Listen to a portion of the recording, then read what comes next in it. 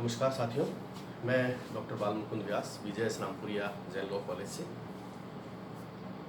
जैसा कि सभी लोग जानते हैं कि अभी कोविड-19 की स्थितियों के कारण से क्लासेज प्रॉपरली नहीं हो पा रही है और इन स्थितियों को देखते हुए रामपुरिया लॉ कॉलेज ने इनिशिएटिव लिया है और ऑनलाइन स्टडी के माध्यम से सभी विद्यार्थियों को फ़ायदा पहुंचाने के लिए कुछ वीडियोस बना करके अपलोड किए जाएंगे, जिसका सभी विद्यार्थी ज़्यादा से ज़्यादा फ़ायदा लें। क्लास में जाने से पहले सबसे पहले बात करेंगे, मैं अभी सभी लोगों से एक अपील करना चाहता हूँ, सभी विद्यार्थियों से अपील करना चाहता हूँ कि वर्तमान समय में कोविड-19 की जो स्थितियाँ चल रही हैं, हम लोग लॉ के विद्यार्थी हैं, हम लोगों की एक नैतिक जिम्मेवारी भी बनती है कि समाज में सभी लोगों को, आसपास के लोगों को, परिवार के लोगों को कोविड-19 की स्थितियों के बारे में बताएं, इससे होने वाले दुष्परिणामों के बारे में बताएं, लोगों को सोशल डिस्टेंसिंग की पालना के लिए उन लोगों को प्रेरित करें, मास्क लगाकर जाने के लिए और भी सफाई रखने के लिए, हाथ बार बार धोने के लिए, इन सभी ज़ाबतें जो भी गाइडलाइन राज्य सरकार, केंद्र सरकार के द्वारा दी जा रही है, उन सभी का हम लोग तो पालन करें ही, साथ में जो आसपास के लोग हैं, परिवार के लोग हैं, जो लोग इन बातों को समझ नहीं पा रहे हैं, उनको समझाने का प्रयास करें। और रामपुरिया लॉ कॉलेज के जो एनएसएस के विद्यार्थी हैं, वो लोग विशेष रूप से इन चीज़ों में बढ़ चढ़ कर हिस्सा लें, लोगों की सहायता करें और वर्तमान परिस्थितियों से देश को निकालने में अपना योगदान दें। अब हम बात करते हैं आज के पहले टॉपिक, हिंदू लॉ में पहले टॉपिक, हिंदू विधि के स्रोत, सोर्सेज ऑफ हिंदू लॉ के बारे में। स्टडी के लिहाज से सोर्सेज ऑफ हिंदू लॉ के जो स्रोत हैं, उनको हम दो भागों में बांट सकते हैं। सोर्सेज ऑफ हिंदू लॉ मतलब हिंदू विधि का उत्पत्ति कहाँ से हुई, कैसे हुई, हिंदू लॉ जब बना तो किस तरीके से बना, किन चीज़ों की सहायता से बना, किन चीज़ों को देख करके बनाया गया। इसके लिए स्टडी के लिहाज से हम इसको दो भागों में बांट करके पढ़ेंगे। सबसे पहला प्राचीन स्रोत, एंशिएंट सोर्सेज, और दूसरा नवीन स्रोत, मॉडर्न सोर्सेज। पहला प्राचीन स्रोत और दूसरा नवीन स्रोत। प्राचीन स्रोत, एंशिएंट सोर्सेज जो है, उसमें चार भाग अपने पढ़ेंगे: श्रुति, स्मृति, भाष्य एवं निबंध, कमेंट्री एंड डाइजेस्ट, और प्रथाएं, कस्टम्स। यानी प्राचीन स्रोत में चार उसके भाग हैं: श्रुति, स्मृति, भाष्य और निबंध और प्रथाएं। श्रुतिज, स्मृतिज, commentary and digest and customs. और इसी तरीके से दूसरा भाग इसका पढ़ेंगे नवीन स्रोत, मॉडर्न सोर्सेज, जिसमें तीन उसके पार्ट पढ़ेंगे: विधायन, लेजिस्लेशन, न्यायिक निर्णय, जुडिशियल डिसीजन, समता, न्याय और सद्विवेक, equity, justice and good conscience. तो सबसे पहले अपनी बात करते हैं प्राचीन सोर्सेज, प्राचीन स्रोत की, एंशिएंट सोर्सेज की। सबसे पहला इसमें आता है श्रुति। श्रुति का अगर डिक्शनरी मीनिंग देखा जाए, श्रुति का अगर शाब्दिक अर्थ देखा जाए, तो श्रुति का अर्थ होता है जो कुछ सुना गया। यानी जो कुछ की सुना गया, उसके आधार पर तो किसने सुना और किससे सुना। ऐसी मान्यताएं हैं कि प्राचीन समय में हिंदू जो मनीषी थे, प्राचीन ऋषि मुनि थे, उन लोगों का आध्यात्मिक विकास, स्पिरिचुअल डेवलपमेंट इतना था कि उन लोगों का एलमाइटी गॉड, भगवान के साथ एक कनेक्शन था। वो लोग उनसे कन्वर्सेशन, बातचीत कर सकते थे और उसी बातचीत के दौरान भगवान ने, गॉड ने प्राचीन ऋषि मुनियों को जो कुछ भी बताया, उन्होंने जो कुछ सुना, वो श्रुति के रूप में लिख लिया गया। यानी एक बार फिर रिपीट करता हूं कि ऐसा माना जाता है, ऐसी मान्यताएं हैं कि प्राचीन समय में भारतीय ऋषि मुनियों का आध्यात्मिक विकास, स्पिरिचुअल डेवलपमेंट इतना था कि वो भगवान से बातचीत कर सकते थे। तो इसी कन्वर्सेशन के दौरान भगवान ने उनको जो कुछ कहा, वो चीजें, सारी बातें जो कुछ उन्होंने सुनी और वो लिख ली। किस रूप में लिखी? वो लिखी गई 4 वेद और 6 वेदांगों के रूप।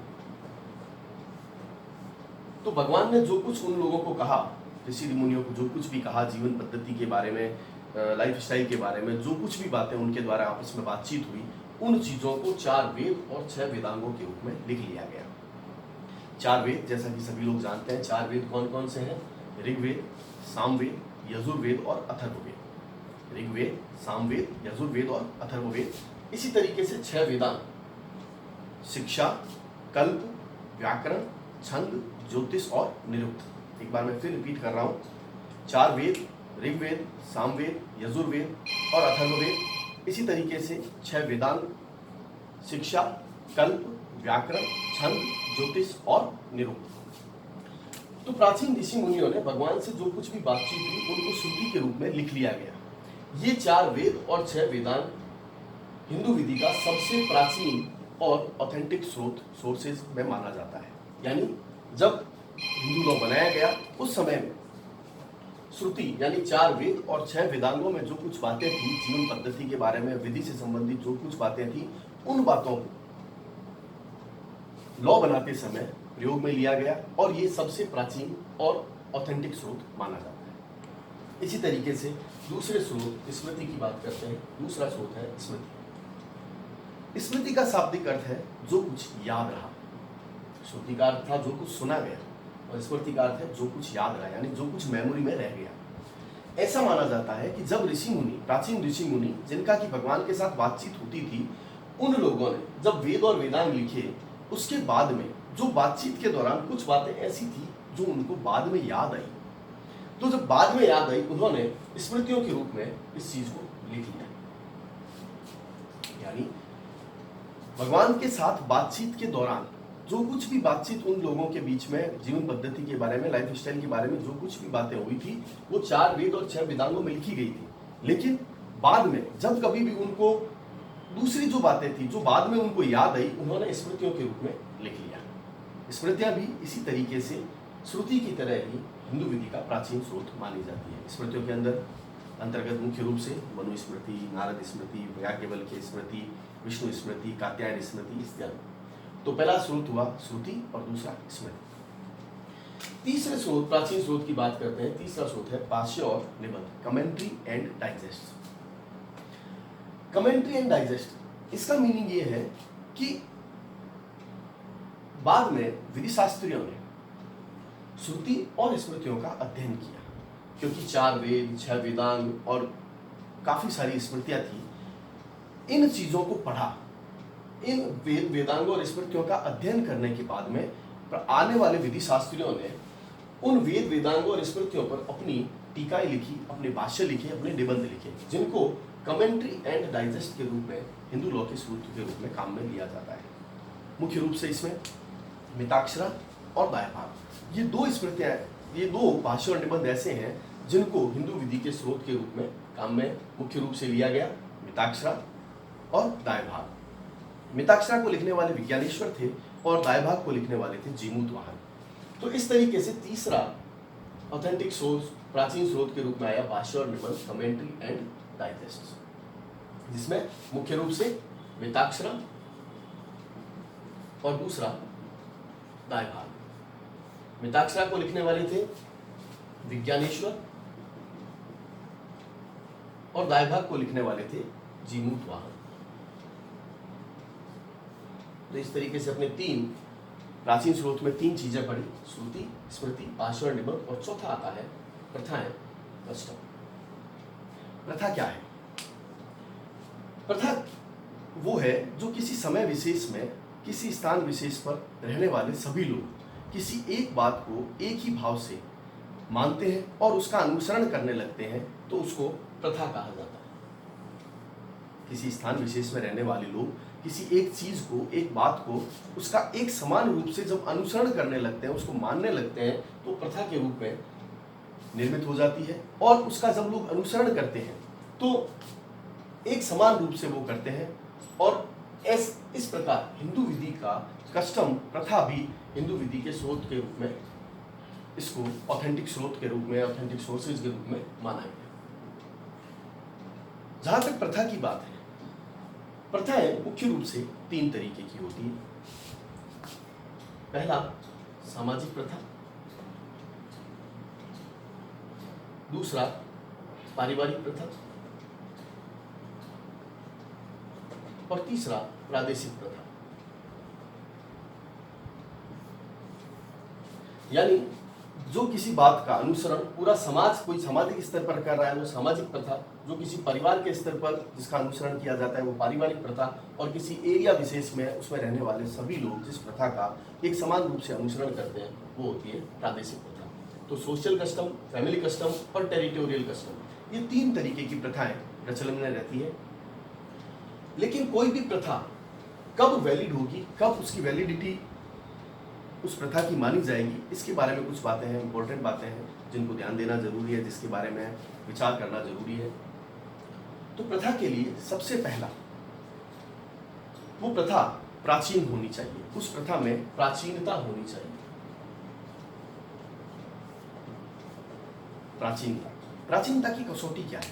इंडियन कंटेक्स्ट में, भारतीय परिप्रेक्ष्य में अगर बात करें तो प्रथा की प्राचीनता को लेकर के यह माना जाता है कि वो प्रथा जिसके बारे में मेमोरी में नहीं है, जिसके बारे में याददाश्त में नहीं है कि वो प्रथा कब से चली आ रही है, यानी उसकी प्राचीनता की कसौटी ये होगी कि ये कब शुरू हुई और कब से चली आ रही है, इसके बारे में वर्तमान समय में रहने वाले लोगों को उसके बारे में जानकारी नहीं है, तो ऐसी प्रथा प्राचीन प्रथा मानी जाएगी। और अगर वो प्रथा प्राचीन है तभी वह प्रथा वैलिड कस्टम, वैध प्रथा मानी जाएगी। दूसरी बात आती है, प्रथा में निरंतरता होनी चाहिए, कंटिन्यूटी, यानी जिस समय से वो प्रथा शुरू हुई, लोगों ने किसी प्रथा का अनुसरण करना शुरू किया, उस समय से लेकर के अभी तक अनवरत रूप से बिना किसी बाधा के कंटिन्यू प्रोसेस में वो प्रथा चल रही है।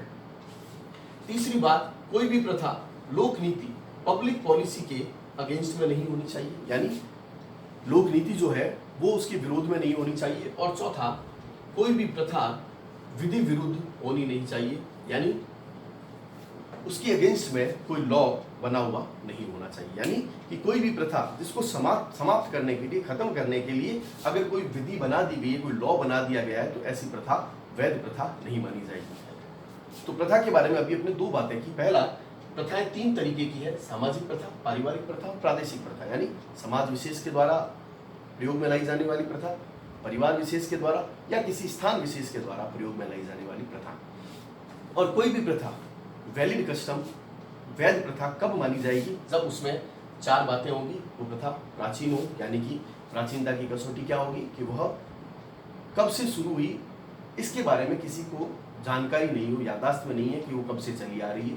वो प्रथा जिस समय से शुरू हुई उस समय से निरंतर बिना किसी बाधा के चली आ रही है, लोक नीति के विरोध में नहीं है। और चौथी और लास्ट बात, उसके अगेंस्ट में कोई लॉ नहीं बनाया गया है, तो ऐसी प्रथा भी वैलिड कस्टम, वैध प्रथा मानी जाएगी। तो अभी तक अपने चार स्रोत देखे हिंदू विधि के, प्राचीन स्रोत के अंतर्गत। हिंदू विधि के स्रोत का जो फर्स्ट पार्ट था एंशिएंट सोर्सेज, प्राचीन स्रोत, उसके अंतर्गत सबसे पहला अपना देखा श्रुति। मैं एक बार वापस आपको रिपीट कर देता हूँ। श्रुति यानी जो कुछ सुना गया, यानी प्राचीन समय में भारतीय ऋषि मुनियों का आध्यात्मिक विकास, स्पिरिचुअल डेवलपमेंट इतना था कि उनका भगवान के साथ कन्वर्सेशन, बातचीत होती थी, और उस बातचीत के दौरान भगवान ने ऋषि मुनियों को जो भी लाइफ स्टाइल के बारे में जो कुछ भी बातें कही, उन्होंने 4 वेद और 6 वेदांगों में लिख लिया। 4 वेद, ऋग्वेद, सामवेद, यजुर्वेद और अथर्ववेद। इसी तरीके से 6 वेदांग, शिक्षा, कल्प, व्याकरण, छंद, ज्योतिष और निरुक्त। तो इन 4 वेद और 6 वेदांगों में जो कुछ बातें लिखी गई, हिंदू लॉ का निर्माण करते समय, हिंदू लॉ का जेनेसिस के समय, ये वेद और वेदांग हिंदू विधि के स्रोत के रूप में काम में लिए गए। इसी तरीके से दूसरा पॉइंट अपने पढ़ा स्मृति। स्मृति का मतलब जो कुछ याद रहा।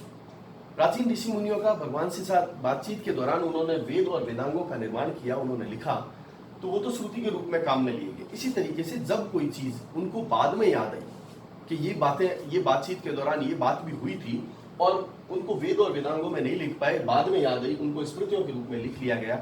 और ये स्मृतियां भी हिंदू विधि का निर्माण के समय हिंदू विधि के स्रोत के रूप में काम में ली गई, जिसमें मुख्य रूप से मनुस्मृति, नारद स्मृति, याज्ञवल्क्य स्मृति, विष्णु स्मृति इत्यादि। तीसरा पॉइंट अपने पढ़ा भाष्य, निबंध, कमेंट्री एंड डाइजेस्ट। वेद और वेदांगों का अध्ययन करने के बाद, इनको पढ़ लेने के बाद के विधि शास्त्रियों ने इनके ऊपर, वेद, वेदांग और स्मृतियों के ऊपर अपनी कमेंट्रीज लिखी, अपनी डाइजेस्ट लिखी, जिनको भी हिंदू लॉ के सोर्सेज के रूप में काम में लिया गया, जिसमें मुख्य रूप से 2, पहला मिताक्षरा और गायभाग, जो कि आगे चल करके हिंदू विधि की शाखाएं भी बनी।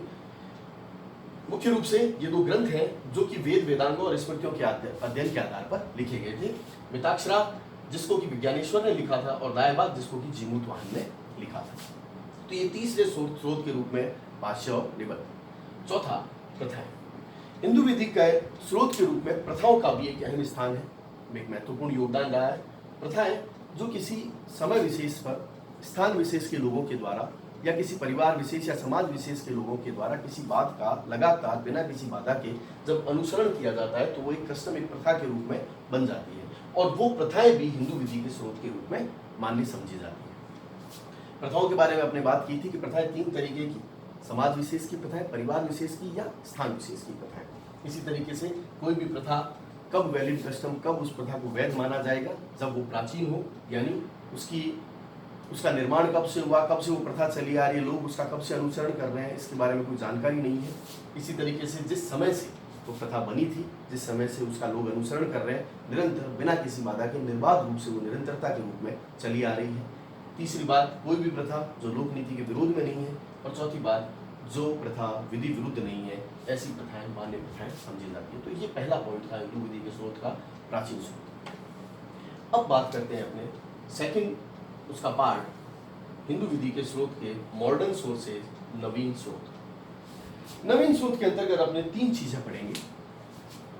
नवीन स्रोत का पहला पार्ट आता है लेजिस्लेशन, विधायन, दूसरा पार्ट आता है न्यायिक निर्णय, जुडिशियल डिसीजन, और तीसरा पार्ट आता है समता, न्याय और सद्विवेक, equity, justice and good conscience. सबसे पहले बात करते हैं विधायन, लेजिस्लेशन। विधायन क्या है? सामान्य रूप से अगर बात करें तो विधानमंडल की इच्छा की अभिव्यक्ति, यानी लेजिस्लेचर ने अपनी विल को जब एग्जीक्यूट करती है तब उसको विधायन कहा जाता है, और हिंदू विधि के स्रोत के रूप में विधायन सबसे महत्वपूर्ण स्थान रखते हैं। विधायन जैसे कि अपने लोग जानते भी हैं, और आगे हिंदू विधि पढ़ेंगे तब इसको देखेंगे, हिंदू मैरिज एक्ट बनाया गया, हिंदू मेंटेनेंस एक्ट बनाया गया, सक्सेशन एक्ट बनाया गया, ये जो एक्ट है, इसी तरीके से और भी बहुत विधियां बनी जो कि विधानमंडल ने, संसद में जिनको पारित किया, विधानमंडल ने हिंदू लोगों के जीवन पद्धति के लिए, उनके लॉ, उनको विधि के अनुसरण करने के लिए, विधि के अनुसार चलने के लिए उनकी पारिवारिक विधि के रूप में लॉ का निर्माण किया, वो विधायन के रूप में उसका हिंदू विधि का स्रोत है। इसी तरीके से सेकंड पॉइंट आता है न्यायिक निर्णय, जुडिशियल डिसीजन। न्यायिक निर्णय क्या है? न्यायिक निर्णय समय समय पर जुडिशियरी के द्वारा लॉ के अकॉर्डिंग, लॉ के पॉइंट्स पर अपने जो निर्णय दिए जाते हैं, लेजिस्लेचर ने जो लॉ बनाया, उन लॉ के पॉइंट्स पर जुडिशरी के द्वारा जब समय समय पर कोई निर्णय दिया जाता है तो वो निर्णय भी क्या करता है? लॉ का बल, विधि का बल रखता है। तो हिंदू विधि के संदर्भ में जो कोई भी भारतीय उच्चतम न्यायालय ने, विभिन्न उच्च न्यायालयों ने जो कुछ निर्णय दिए, वो क्या है? न्यायिक निर्णय, जुडिशियल डिसीजन क्या है? हिंदू विधि के स्रोत के रूप में काम में आते हैं। तीसरा और लास्ट पॉइंट, समता, न्याय और सद्विवेक, equity, justice and good conscience. Equity, justice और गुड कॉन्साइंस का मीनिंग है कि जब कभी जुडिशरी के पास कोई मैटर आता है और जुडिशरी उसको हल करने के लिए, लॉ पॉइंट पर बात करने के लिए जब उसका सॉल्यूशन देखती है, उस समय में कई बार परिस्थितियां ऐसी होती है कि विधि विहीन क्षेत्र रह जाता है, न्यूमरल एरिया रह गया, दो विधियां आपस में क्लैश कर रही है, दो विधियों का आपस में कॉन्फ्लिक्ट पैदा हो गया, या कई बार किसी विधि को अगर लागू किया जाता है तो अन्याय की संभावना रहती है। ऐसी परिस्थितियों में जुडिशरी के द्वारा इक्विटी, जस्टिस और गुड कॉन्साइंस के प्रिंसिपल को ध्यान में रखते हुए अपना निर्णय दिया जाता है, तो वह निर्णय भी हिंदू विधि के नवीन स्रोत के रूप में काम में लिया गया। तो अभी तक अपने हिंदू विधि के स्रोत के रूप में दो पार्ट पढ़े, प्राचीन स्रोत और नवीन स्रोत। सबसे पहला आपने देखा प्राचीन स्रोत, जिसमें 4 चीजें पढ़ी, श्रुति, स्मृति, भाष्य और निबंध और प्रथाएं। इसी तरीके से नवीन स्रोत अपने देखा, इसमें सबसे पहले बात की गई विधायन की, फिर न्यायिक निर्णय की, और तीसरा और लास्ट पॉइंट अपने किया समता, न्याय और सद्विवेक। श्रुति यानी जो कुछ सुना गया, भगवान के द्वारा बातचीत के दौरान प्राचीन ऋषि मुनियों से जो कुछ भी बातचीत हुई, उस बातचीत के दौरान 4 वेद और 6 वेदांगों के रूप में जो कुछ बातें लिखी गई, उनको हिंदू विधि के प्राचीन स्रोत के रूप में काम में लिया गया। इसी तरीके से स्मृति, जो कुछ याद रहा, बाद में जो कुछ भी बातें याद आई तो प्राचीन ऋषि मुनियों ने इनको स्मृतियों के रूप में लिखा, जिनको भी हिंदू विधि के स्रोत के रूप में काम में लिया गया। इसी तरीके से तीसरा पॉइंट अपने देखा भाष्य और निबंध, कमेंट्री एंड डाइजेस्ट, यानी बाद के आने वाले विधि शास्त्रियों ने वेद, वेदांगों और स्मृतियों का अध्ययन करके अपने अध्ययन के आधार पर उन्होंने कुछ पुस्तकें लिखी, जिनको भाष्य और निबंध के रूप में हिंदू विधि के स्रोत के रूप में काम में लिया जाता है। जैसे मुख्य रूप से मिताक्षरा और दायभाग। इसी तरीके से चौथा पॉइंट अपने पढ़ा प्रथाएं। प्रथाएं भी हिंदू विधि के प्राचीन के स्रोत के रूप में काम में ली जाती है। उसके बाद में अपने सेकंड पॉइंट देखा नवीन स्रोत, जिसमें 3 चीज़ें पढ़ी। विधायन लेजिस्लेशन यानी विधानमंडल ने हिंदू विधि के संदर्भ में जो कुछ भी लॉ, जो कुछ भी कानून बनाए, जैसे Hindu marriage act, succession act इत्यादि, तो वो भी हिंदू विधि के स्रोत के रूप में काम में लिए जाते हैं। इसी तरीके से न्यायिक निर्णय जुडिशरी ने समय समय पर हिंदू लॉ के किसी भी पॉइंट पर, किसी भी इशू पर जो कोई भी निर्णय दिया, वो भी हिंदू विधि के स्रोत के रूप में काम में लिया जा सकता है। और तीसरा और लास्ट पॉइंट समता, न्याय और सद्विवेक के आधार पर जुडिशरी के द्वारा जो कुछ भी निर्णय दिए जाते हैं, वो भी हिंदू विधि के स्रोत के रूप में काम में लिए जा सकते हैं। तो इस प्रकार से आज अपने हिंदू विधि का पहला चैप्टर हिंदू विधि के स्रोत, इसके बारे में बात करी। नेक्स्ट क्लास में अपने नेक्स्ट चैप्टर के बारे में बात करेंगे। एक बार फिर, चूँकि आज पहली क्लास है, तो एक बार फिर आपसे विशेष अपील, सभी लोग अपना ध्यान रखें। जहाँ तक ज़रूरी नहीं हो घर से बाहर नहीं निकलें। घर से बाहर जब भी निकलें मास्क लगा कर निकलें। समय समय पर टाइम टू टाइम हाथ धोते रहें। सैनिटाइज़र इत्यादि साथ में रखें। जहाँ कहीं भी हाथ टच करें उन चीज़ों का प्रयोग करें। बिना मास्क लगाए किसी से बातचीत नहीं करें। और जहाँ तक ज़रूरत नहीं हो घर से बाहर नहीं निकलें। और आसपास के लोगों को भी इन सभी चीज़ों के बारे में आप लोग बताएं। धन्यवाद।